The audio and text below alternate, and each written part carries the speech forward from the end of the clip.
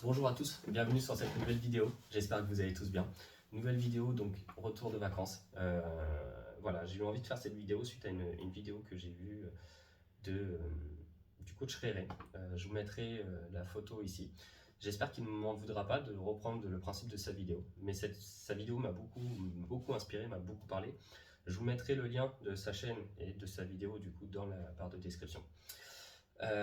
Cette vidéo était sur le pourquoi lui pratiquait les arts martiaux et pourquoi nous on pratiquait les arts martiaux.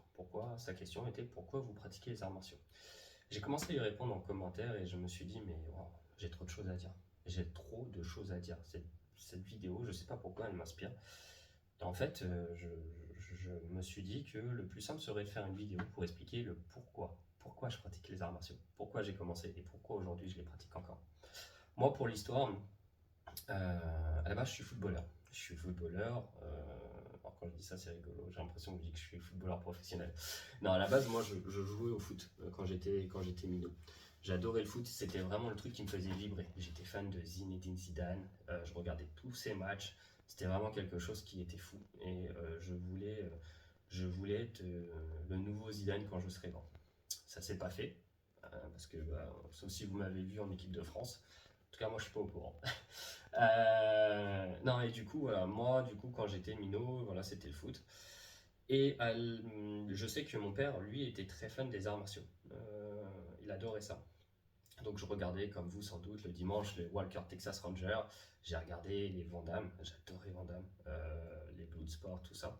Et je me souviens d'un jour où mon père me dit, tiens, viens, je vais te montrer le maître de tout le monde. Et du coup, je me souviens, c'était un film qui passait à la télé sur RTL9 à l'époque. Et c'était Opération Dragon. Et du coup, je me souviens de ce film, mais vraiment de A à Z. Je sais pas pourquoi ça m'a marqué comme ça, mais je vois ce gars, euh, ce chinois, qui est là et qui a une puissance monstrueuse. Monstrueuse, je le trouve vraiment incroyable.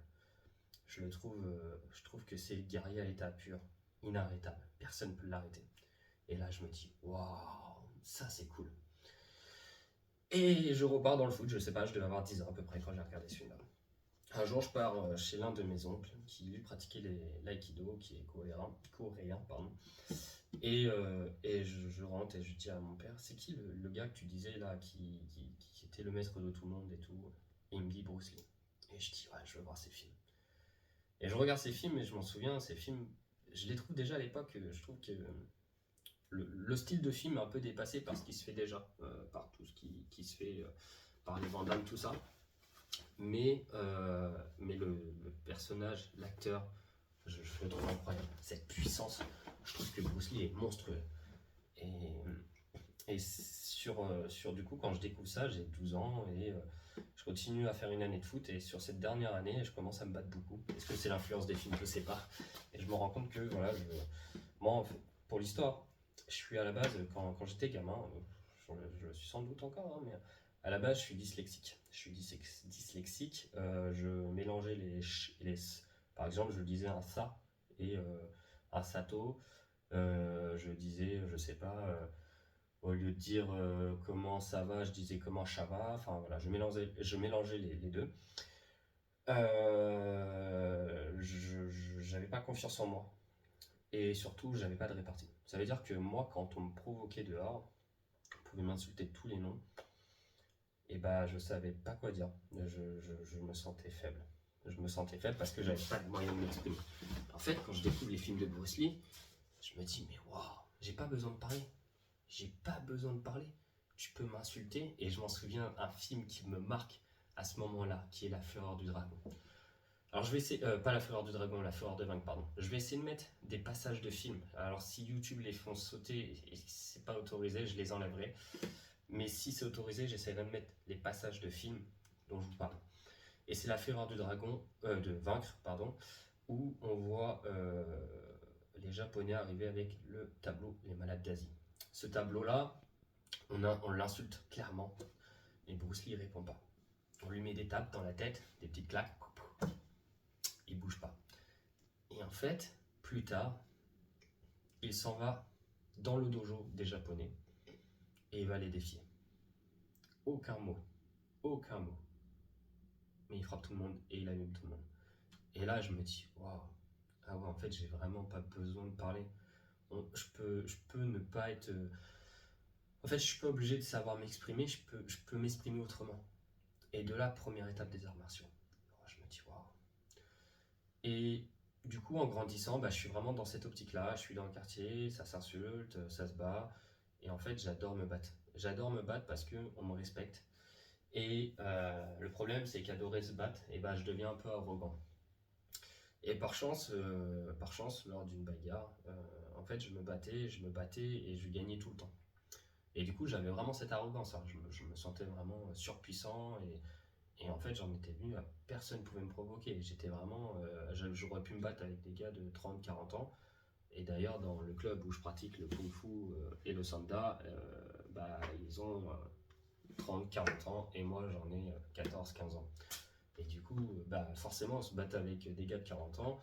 Bah, après, vous pouvez vous battre avec des gars de 15 ans, vous avez plus peur. Mais en fait, un jour, je tombe contre un lutteur, un très bon lutteur qui a une grosse réputation. Et moi, j'ai une arrogance en me disant, mais de toute façon, tu fais de la lutte, jamais tu vas me soulever. Et donc, je suis là, vas-y, viens. Et en fait, il me met une souplesse. Je pars sur la souplesse. Je le relève, je vais pour lui mettre un uppercut. On nous arrête à ce moment-là. Et là, je suis, vas-y, reviens. Il me remet une souplesse. Et là, il me tape. Je prends des coups et en fait, je me dis, ça fait pas mal. Et en fait, il y a un moment où je suis dépassé et je perds cette bagarre. Et là, ça me remet en question. Et je me dis, waouh, mais en fait, je suis pas invincible. Et en fait, heureusement que ça m'est arrivé parce que peut-être que j'aurais mal fini. Et du coup, par la suite, je découvre un autre personnage qui est Sangoku. Sangoku, c'est un peu différent de Bruce Lee. C'est le gars super puissant quand il est en Super Saiyan. Je vois un peu Bruce Lee quand il est en Super Saiyan sur Namek, en mode un peu arrogant. Par contre, le personnage, hors la bagarre, il est extraordinaire. Ce qui compte, c'est sa famille, ses amis et l'entraînement. Et je me dis, waouh, ça c'est une philosophie que j'aime. C'est quelque chose que j'aime. Et du coup, Sangoku a eu beaucoup d'impact aussi sur moi. Par rapport à ça, ça m'a fait réfléchir, ça m'a fait voir les choses différemment. Et j'ai arrêté de me battre pour rien, on va dire. Et j'en suis même venu à essayer d'éviter la bagarre. Après, encore une fois, j'ai continué à étudier les arts martiaux et en grandissant, voilà, on se rend compte que bah, en fait, se battre tout le temps, ça n'a pas d'intérêt. Alors, oui, on peut aller se battre dans la rue pour montrer qui est le plus fort, mais au final, ça n'a aucun intérêt, et surtout en grandissant. Alors, voilà, en grandissant, ma vision des arts martiaux évolue et je me rends compte que j'aime les arts martiaux et que c'est quelque chose qui fait partie intégrante de ma vie. Ça veut dire qu'aujourd'hui, vous m'enlevez ça, je suis perdu, je ne sais plus qui je suis. Aujourd'hui, j'ai vraiment l'impression de savoir qui je suis, mais je continue à me découvrir, mais parce que je pratique les arts martiaux, parce que ça me donne un but, c'est une mission dans ma vie, et c'est quelque chose que j'adore. C'est quelque chose que j'adore, je suis fan, et j'ai besoin de ça. Donc voilà. Moi, sur mon histoire, par exemple, le club où je suis, j'y suis depuis que j'ai 14 ans, j'en ai 30 aujourd'hui, et c'est un club que j'ai jamais quitté, c'est mon club de cœur. Alors, ça m'est arrivé de le quitter de temps à autre dans ces années pour aller pratiquer un peu de la kick, notamment un peu, j'ai fait un peu de boxe thaï, j'ai fait du MMA, et plus tard, oui, si. J'ai également fait, alors avant le MMA, j'ai pris des cours en ligne avec Grégot, donc sur les applications qui proposent. Et j'ai appris la boxe anglaise au tout début par ces formations. Et donc voilà, j'ai appris la boxe anglaise et le Wing Chun par les formations et l'application de Grégot, que je recommande d'ailleurs. Je vous mettrai également le lien dans la description si vous souhaitez aller jeter un coup d'œil. Et donc voilà. Et donc pour moi, cette pratique des arts martiaux, elle a vraiment un sens dans ma vie. Elle me guide. Elle me guide et j'en ai besoin tous les jours. Et cette notion des arts martiaux, elle évolue. Ça veut dire qu'aujourd'hui, aujourd'hui, je continue les arts martiaux, mais ce n'est pas les mêmes raisons pour lesquelles j'ai commencé les arts martiaux. Et c'est ce que j'aime. C'est ce que j'aime parce qu'on n'est pas sur quelque chose de fixe. Comme disait Bruce Lee, sois comme l'eau, ne sois pas figé. Et voilà. Et pour finir, il y a une phrase qui m'a marqué depuis ma plus tendre jeunesse et qui aujourd'hui est vraiment, je ne sais pas comment on pourrait appeler ça, peut-être mon mantra ou quelque chose qui... C'est cette phrase, je pense que c'est une phrase qui résume ma vision de la vie. C'est une phrase qui est issue de Dragon, l'histoire de Bruce Lee, où on voit Bruce Lee qui va apprendre le Wing Chun avec Maître Ipman du fait parce que il y a le démon qui est posé sur sa famille et son père décide que Bruce Lee puisse se défendre. Et au début du film, quand on le voit pratiquer du coup le mannequin de bois, il y a une phrase qui est, je vais essayer de vous la dire sans accroc et essayer de me rapprocher au plus de la phrase du film, qui est: le kung-fu est bien plus qu'un sport de combat. C'est une philosophie. Il faut apprendre, étudier son adversaire, quelle que soit la forme qui révèle. Car nous avons tous nos propres démons à combattre. Ils s'appellent peur, haine ou colère. Si tu n'arrives pas à les battre, même une vie de 100 ans sera une tragédie. En revanche, si tu y arrives, même une vie d'un seul jour sera une apothéose. Et cette phrase-là, je vous assure qu'elle m'accompagne dans ma vie depuis que je suis petit. À chaque moment difficile, à chaque moment dur de ma vie, elle m'accompagne. J'ai vécu des choses difficiles ces derniers temps, et cette phrase, elle est là, dans ma tête. Elle me dit: combat tes démons, combat tes peurs, combat tout. Et c'est pour ça que pour moi, c'était important de faire cette vidéo du coup, pour vous expliquer un peu ma vision des arts martiaux, pourquoi je pratiquais. Et voilà, alors j'espère que si vous êtes encore là, j'espère que vous n'êtes pas trop ennuyé, j'espère que ça vous a plu. Pour moi, il était vraiment important de partager cette vision des arts martiaux et le pourquoi je pratiquais. N'hésitez pas, vous, à me dire en retour dans les commentaires pourquoi vous pratiquez. Qu'est-ce qui a fait, qu'est-ce qui vous a donné envie de pratiquer. Pour finir, je dirais qu'aujourd'hui, ma pratique, elle est vraiment, donc comme je vous disais, c'est vraiment un ressentiment personnel et c'est surtout l'impression de me construire tous les jours. Tous les jours, j'ai l'impression de devenir plus fort, de devenir meilleur, d'avoir des choses qui se déverrouillent, que ce soit le corps ou l'esprit. C'est également ça que j'ai oublié de vous dire, c'est que pour moi, les arts martiaux, il y a vraiment cette alliance entre le corps et l'esprit, et qui est super important. Et apprendre à se connaître, apprendre à se découvrir, apprendre à évoluer, à gagner en confiance en soi. Aujourd'hui, la bagarre qu'il y a entre le Mitojutsu, le sport de combat, les arts martiaux, je trouve que c'est du bullshit, que c'est n'importe quoi. Aujourd'hui, pour moi, on ne pratique pas. Alors, pour ceux qui pratiquent les sports de combat, peut-être. Et je pense qu'ils ne sont pas tous comme ça. Parce que, voilà, il y a des gens qui pratiquent le sport de combat dans le même état d'esprit que les arts martiaux. Mais ceux qui veulent faire la bagarre, ils n'ont peut-être pas cet état d'esprit. Et peut-être que c'est ceux qui ne resteront pas forcément longtemps dedans. C'est peut-être, moi je les appelle les gladiateurs, ces gens-là. C'est des gens qui aiment la bagarre, qui sont comme ça. Et qui sont peut-être à une phase de leur vie où ils en sont là, mais qui évolueront par la suite.